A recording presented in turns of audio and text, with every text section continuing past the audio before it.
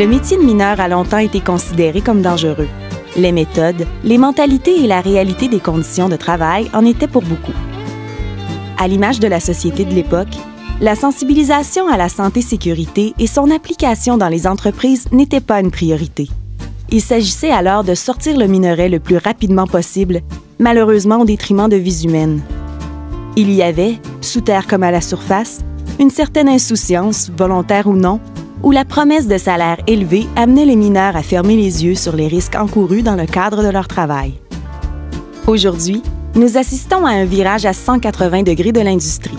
Les grandes sociétés minières, les équipementiers et les travailleurs œuvrent chaque jour à l'amélioration des méthodes et des mentalités en santé et sécurité au travail. Dans le temps du boom town minier, on a des entreprises qui démarrent rapidement avec, on pourrait dire, les moyens du bord. La culture de la santé-sécurité était quelque chose qui n'était pas très valorisé. Donc, le travail du mineur dans les premières années est extrêmement dangereux à tous égards. Et puis, on sait que le travail sous terre a ses dangers, mais à bien des niveaux, le travail minier et même, je dirais, dans l'usine, comme sous terre, est un travail qui était dangereux. Donc, avec une certaine insouciance, et une insouciance un peu volontaire aussi, on s'en cachera pas, de la part des fois des propriétaires qui voulaient faire le magot et puis que la priorité à ce moment-là, c'était pas la protection des travailleurs. On pouvait leur dire qu'on offrait des conditions salariales qui pouvaient être peut-être meilleures que certaines industries ailleurs ou plus payantes qu'être sur une terre à faire de l'élevage ou de l'agriculture. N'empêche que ces gens-là travaillaient au risque de leur vie.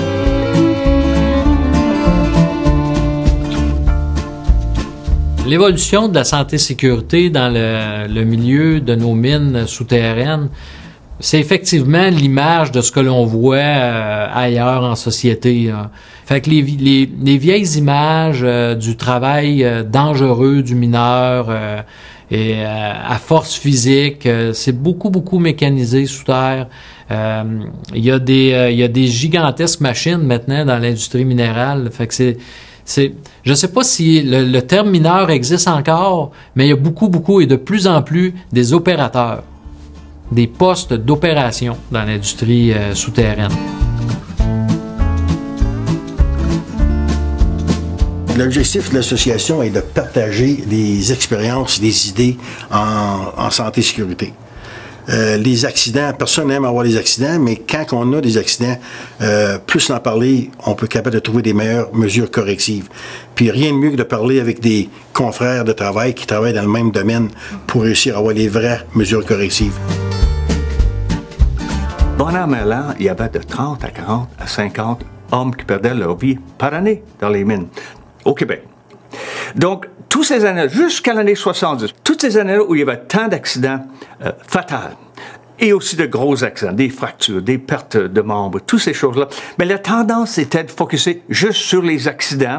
Pauvre gars, il y en avait tellement, les accidents plus sérieux, incluant les fatalités. Je fais la distinction pour les deux. On parle dans le contexte minier, dans le contexte d'accident de travail. Bon, l'accident, disons, c'est un événement non désiré, qui résulte en une blessure à un travailleur. Il y a toutes sortes de niveaux, comme vous pouvez m'imaginer, des accidents fatals, malheureusement, jusqu'à des premiers soins, des accidents qui nécessitent une petite perte de temps, puis pas beaucoup, travaux légers, toutes sortes d'accidents. Ça, c'est les accidents. Donc, accident, blessure. Incident, des événements non désirés, mais où il n'y a pas de blessure, quand même. Donc, il y a un terme qui est sorti, c'est les ouf. Au Québec. On dit ça, ouf, que l'expression, ça a passé pas. À titre d'exemple, un mineur est en train de forer, il y a une roche qui tombe à quelques pieds de lui, le frappe pas. C'est un ouf. Et puis, ça a continué pas mal jusqu'aux années 60. Là, il y a une étude qu'on pourrait dire classique qui a été faite par un Américain qui s'appelle Frank Bird.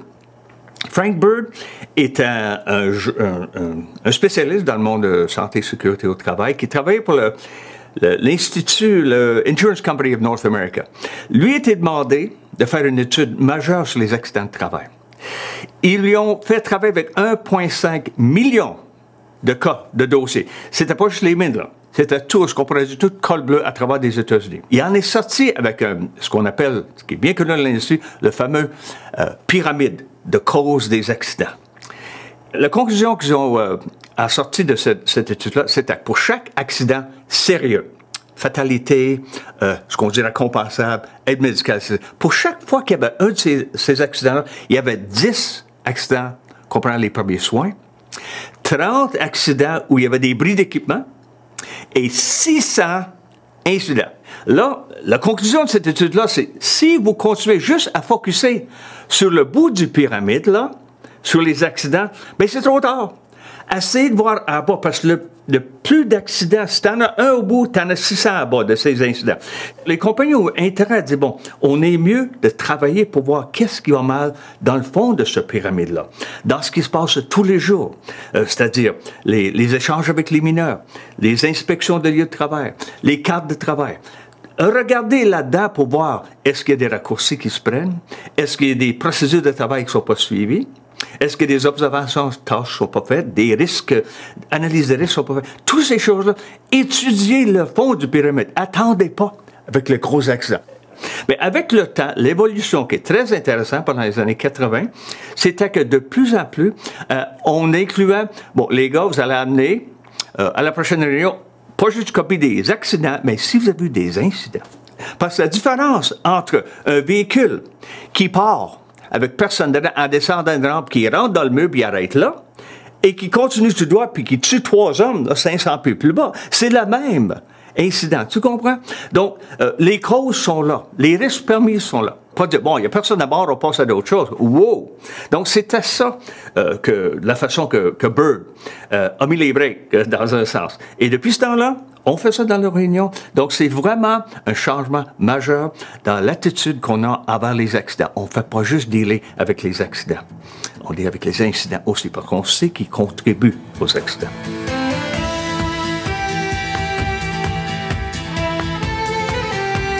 De nos jours, plusieurs associations, tant patronales que syndicales, ont pour principal mandat la promotion de la santé et de la sécurité au travail.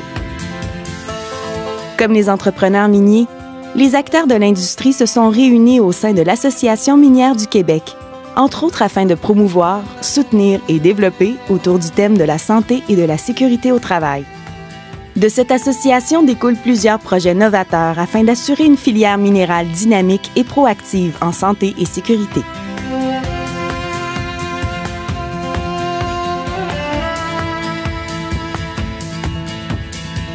En 1936, l'industrie minière du Québec s'est regroupée ensemble. On avait une problématique santé-sécurité.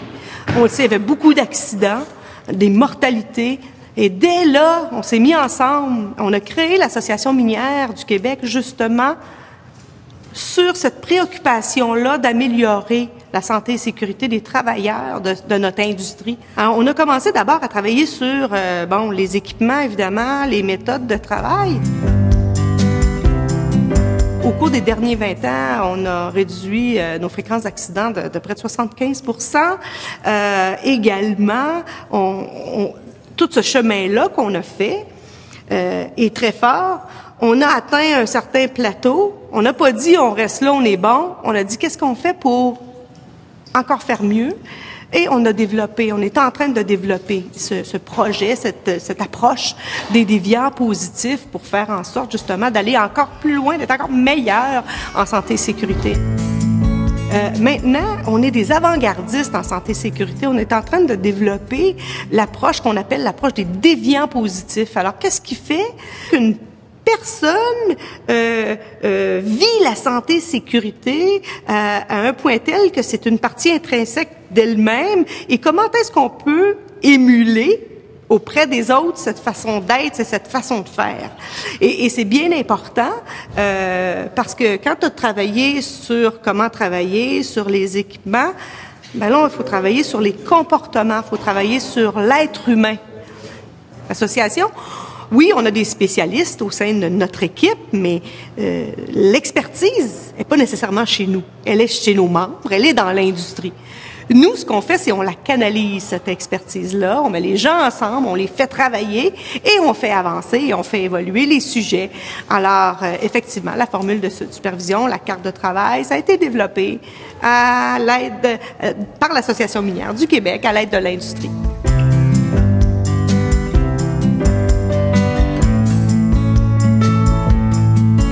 De plus en plus, la santé-sécurité au travail devient un élément central dans le développement industriel. Les standards élevés font maintenant partie de la réalité de tous. C'est aussi à travers cet aspect que le dialogue s'ouvre entre les parties prenantes de l'industrie. Alors qu'ils sont souvent en compétition sur le terrain, les différents intervenants travaillent tous dans la même direction au niveau de la santé et de la sécurité des travailleurs. Les entrepreneurs miniers sur le terrain sont très, très compétitifs, mais quand il vient le temps de parler de santé et sécurité, on est tous collaborent au même but. On réduit sensiblement les accidents, même qu'ils soient aussi mineurs soient-ils, on essaye de les éliminer au total. Et puis aussi, quand quelqu'un part pour travailler le matin, bien, on aime bien qu'il retourne chez lui le soir en bonne santé.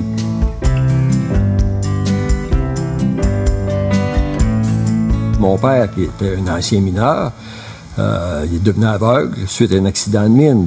Pourquoi? Parce qu'il ne portait pas ses lunettes. Il était deux travailleurs ensemble, puis il ne portait pas les lunettes. Aujourd'hui, les gens sont plus sensibilisés, puis on porte beaucoup plus d'attention au niveau de la compagnie, même que ce soit la mine ou l'entrepreneur. On a des gens qui surveillent pour que les procédures soient respectées. On a des procédures décrites, puis sont instaurées, il faut les suivre, puis on met beaucoup d'emphase là-dessus. De plus en plus, les mines sont affamées de formation. Pour notre sphère d'activité à nous, qui est le sauvetage minier, ben, on est beaucoup approché à regarder le plan des mesures d'urgence dans les sociétés minières. On nous demande de former les directeurs des opérations en cas de sinistre. T'sais, on est approché comme ça par l'industrie pour développer différentes formations à des besoins parfois spécifiques puis parfois générales à l'industrie. Puis ça, je le sens de tous les intervenants dans l'industrie, que ça soit au niveau de la supervision, au niveau de la formation du travailleur minier, au niveau d'un opérateur de machinerie spécialisé en milieu souterrain. Cette soif de formation et l'atteinte de rendements élevés en santé et sécurité de l'industrie se répercutent aussi sur les équipementiers et autres entreprises gravitant autour des sociétés minières. Alors qu'autrefois la loi des coûts les plus bas régnait, les bilans en santé et sécurité ont aujourd'hui beaucoup de poids lors du choix des soumissionnaires.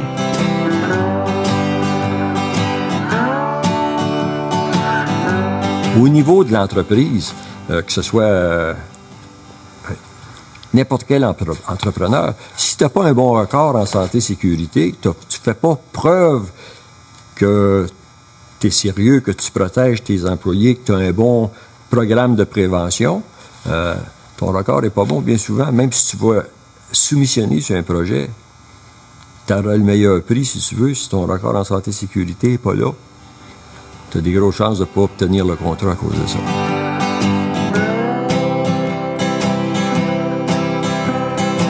Un des gros critères, le premier, c'était santé et sécurité. Fait que ce qu'on s'était fait expliquer, c'était si t'as des accidents, vous n'êtes pas sécuritaire, il n'y a pas d'argent, il n'y a pas de projets qui vont se faire chez vous. C'est sûr que ça se reflète chez les entrepreneurs. On fait partie des statistiques. Avant, c'était probablement pas le cas. Le client gérait ses accidents et le contracteur le leur. Présentement, on est souvent impliqués et on fait partie des mêmes statistiques. Ça nous force à travailler en équipe. Beaucoup de formation est exigée. Ça nous force à prendre tous les moyens nécessaires pour réaliser les travaux en santé et sécurité. On demande à nos hommes s'il y a des travaux qui jugent pas sécuritaires, ils doivent le dire. On va être capable de justifier certaines choses, mais on n'aura pas blessé personne. Si tu blesses quelqu'un, c'est pas acceptable. La meilleure façon de procéder, je pense, c'est qu'à tous les matins, on va donner le travail à nos gens à faire. On utilise beaucoup le principe de la carte de travail, comme dans vraiment le secteur minier le fait depuis quelques années. Là-dessus, t'as tous les directives à suivre. Au départ, ça c'est la partie la plus importante au début du corps de travail. Mais en premier lieu, c'est le travailleur lui-même qui se doit d'appliquer les règles qui sont les règles de sécurité, puis faire ce qu'il y a à faire pour se protéger. Chacun est responsable de sa sécurité, mais c'est son devoir aussi de faire sûr que s'il voit quelque chose qui peut affecter la santé ou la sécurité d'un autre travailleur, c'est très important, c'est son devoir de le déclarer. Puis aujourd'hui, ça se fait. Une fois par mois aussi, on se rencontre toujours avec mon contremaître, notre équipe de travail, faire le meeting de sécurité. Ils vont plus parler, ils ont des thèmes. Là. Mettons, une journée, ben, c'est le port des lunettes, une semaine. Le port de lunettes, l'autre, c'est la communication, etc. Fait que c'est vraiment font tout le temps un peu de refresh pour que ça reste frais dans notre mémoire. Parce que souvent, la communication, des fois, on y pense pas, mais c'est la chose la plus primordiale qu'il n'y a pas sur terre.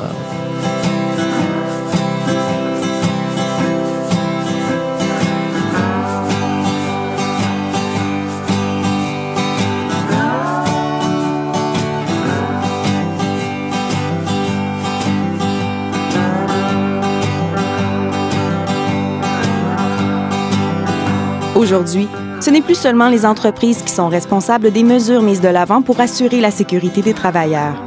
De plus en plus, les travailleurs eux-mêmes sont appelés à innover et à proposer des mesures ou des alternatives afin de rendre leur travail sécuritaire. C'est donc dans l'ouverture et dans une optique proactive que se gèrent les échanges entre employés et entreprises en matière de santé et sécurité. Dans les années 1980, personne osait parler des accidents parce que c'était comme caché, mais avec l'évolution des choses, là, tout le monde a commencé à être ouvert d'esprit dans ce sens-là. Car les accidents qu'on en parle, c'est sûr et certain qu'on est capable de prévenir pour le futur. C'est important d'en parler. Écoutez, dans l'industrie minière, comme la plupart, c'est le côté patronal qui est le gestionnaire en santé et sécurité. Donc, c'est à nous d'établir les barèmes, les heures de travail, les conditions, tout ça, en dehors de la réglementation, en dehors de la loi comme de la raison. Et trop souvent, le rôle du travailleur, on dit, bon, suivez les procédures, portez votre équipement de protection personnelle, prenez pas de chance, pas de drogue, venez au travail. C'est tout bon et c'est tout nécessaire. Mais ce qu'on a décidé de faire, c'est essayer de donner une opportunité pour le travailleur de participer d'une façon plus proactive, en sortant de bonnes idées. Ceux de nous qui travaillent dans l'industrie minière depuis un bon bout de temps, je suis sûr que ça existe dans d'autres industries, les gars sont patenteux. On est dans notre première année d'un programme d'innovation de l'AMQ et on a eu un nouveau commanditaire, ça s'appelle le Trophée Meglab. Ça, c'est pour la compagnie qui sort la meilleure innovation. On a des rampes dans l'hiver, on va de la surface, sous terre, dans des camions de service. Quand tu vas du froid au chaud, tu sais ce qui arrive dans les miroirs. Les miroirs deviennent tout givrés. Et puis, il y a un homme mécanicien qui a patenté ce qu'il appelle un miroir chauffant. Il a connecté un petit bout de fil à ça, et puis en passant un switch au stock qui descend de sous terre, bon, le miroir reste clair. Petite affaire. Mais là, lui, il a une petite reconnaissance. Il y a une lettre du président le félicitant pour sa participation proactive, pour nous aider, parce que ça peut prévenir certains accidents. Puis il y a toutes sortes d'innovations comme ça. Il faut bâtir un tel programme. On a une certaine expérience à l'Ontario. Il faut bâtir ce programme-là en incitant les différentes compagnies membres de se donner des programmes à l'intérieur pour motiver les gars de venir apporter ces innovations-là.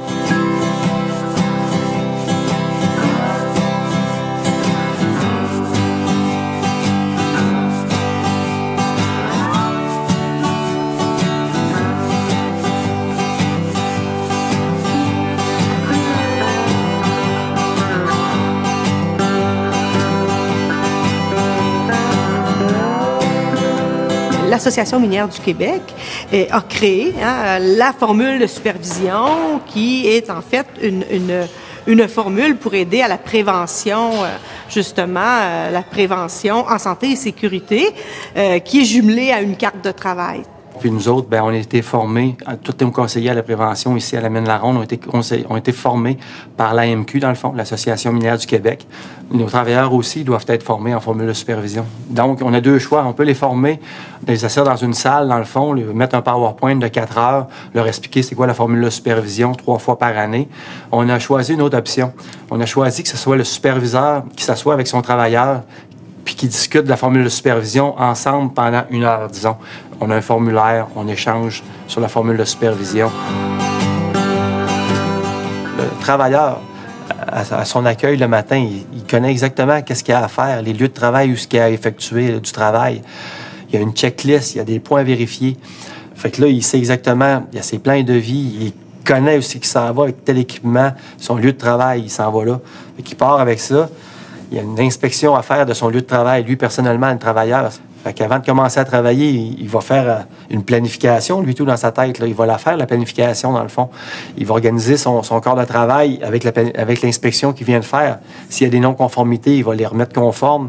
Puis après ça, il va l'exécuter, le travail. Là, son superviseur va arriver. Il va refaire la même chose. Il va inspecter son lieu de travail. Fait qu'on a un double check, là. On est vraiment très, très avancé de ce côté-là. Puis on voit que ça a vraiment un très, très bel effet de mouvement, là, dans le fond. Ouais.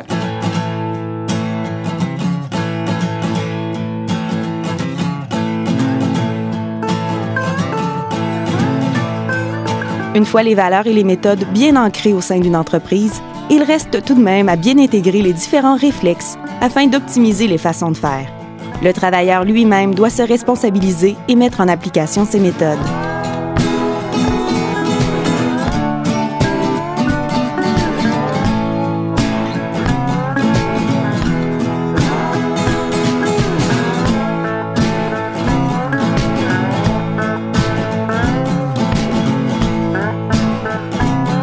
On a commencé à le faire. Raglan, les gars le font. Fait que c'est de développer des toolbox meetings, des discussions avant de commencer les travaux, développer des bons réflexes. Fait qu'on travaille beaucoup avec nos clients. Ça nous a amené à développer un volet qu'on fait à l'interne, c'est qu'on est accrédité par le gouvernement du Québec comme un entrepreneur en formation. Fait qu'avec tous les services qu'on a, pour être le plus autonome possible et pouvoir servir les clients le mieux possible dans un meilleur délai. On fait juste prendre un petit peu à gauche, un petit peu à droite. Puis c'est pas un standard partout. Il y a des places qui vont faire les exercices, les cartes de travail, un peu partout. On a une dizaine de personnes en santé et sécurité quand même. Ici, un gros département. Fait qu'on s'assure que nos gars sont formés, on fait nos tournois de chantier, on fait des audits. Ça va passer aussi par l'outillage et ce qu'on va donner à notre monde pour travailler. 1400 jours sans accident, c'est au-dessus d'1 million d'heures. Fait qu'on récompense les gars pour remettre aux employés. Fait que on fait aussi des posters. Fait qu'on prend leurs photos, c'est avec des slogans qu'on demande à nos employés de participer. L'industrie minière est très sérieuse là-dedans. Puis ils ont des bons suivis. On a une bonne collaboration pour que tout le monde gagne.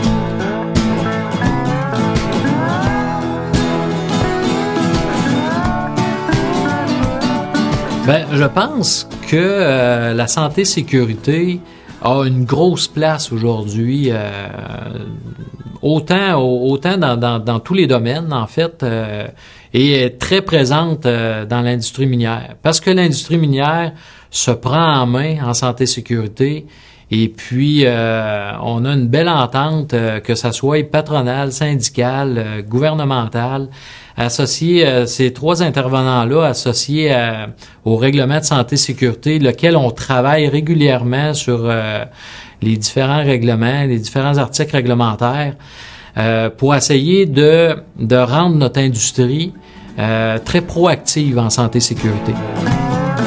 Le monde sont souvent axés, ben gros, sur la santé et la sécurité. Puis c'est des employés à tous les jours, oui. Mais d'anticiper comment que ta journée va se passer ou de comment que les risques que tu pourrais faire face, c'est dur à juger, tu sais.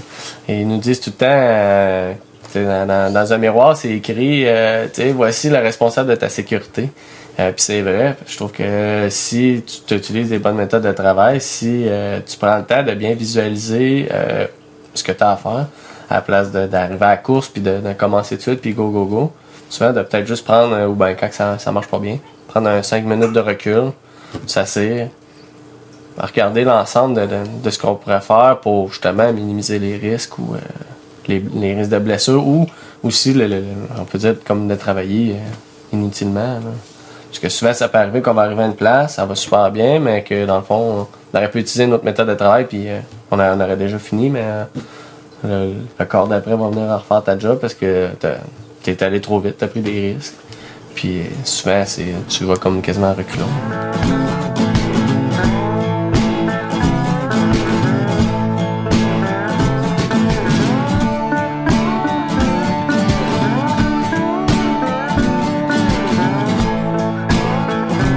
Certains réflexes sont tout de même bien ancrés et certaines mentalités à l'égard de la gestion des risques au quotidien nécessitent toujours des efforts de ceux qui tendent à les changer.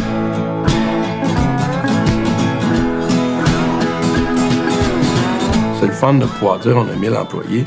C'est encore plus le fun de pouvoir dire on a 1000 employés, on n'a pas blessé personne. C'est des familles de la région, puis on faut s'occuper d'eux autres. Et puis c'est pas juste nous, hein. L'industrie minière en tout, là, mon Doux, là, elle s'est améliorée. Ils ont pris en charge, ça travaille très très fort avec des comités, les travailleurs sont impliqués à tous les niveaux. Donc le résultat, c'est qu'il y a beaucoup moins de messieurs, moins d'hommes et quelques femmes de blessés dans nos mines que jamais auparavant. C'est merveilleux. Je veux dire, en terminant ce fait, 25 ans je suis dans l'industrie. Quand j'ai commencé, j'observais comment est-ce que c'était. J'aurais interdit qu'un de mes fils vienne travailler dans l'industrie minière. Aujourd'hui, il n'y aura pas de problème. Qu'est-ce qu'on explique, puis c'est vraiment, là, vraiment très bien ancré dans chacun de nous autres, même, là, c'est nous autres même, en tant que travailleurs. Chaque personne est la meilleure personne qui est la mieux placée pour prendre soin de sa prévention, dans le fond, sa sécurité. C'est nous autres mêmes, à longueur d'année, à chaque jour, à chacun de nos tâches, que ce soit à la maison, que ce soit au travail, que ce soit en déplacement sur la route. On incite vraiment que c'est le travailleur lui-même, nous autres mêmes, en fin de compte, qui sont les meilleurs préventionnistes pour nous autres.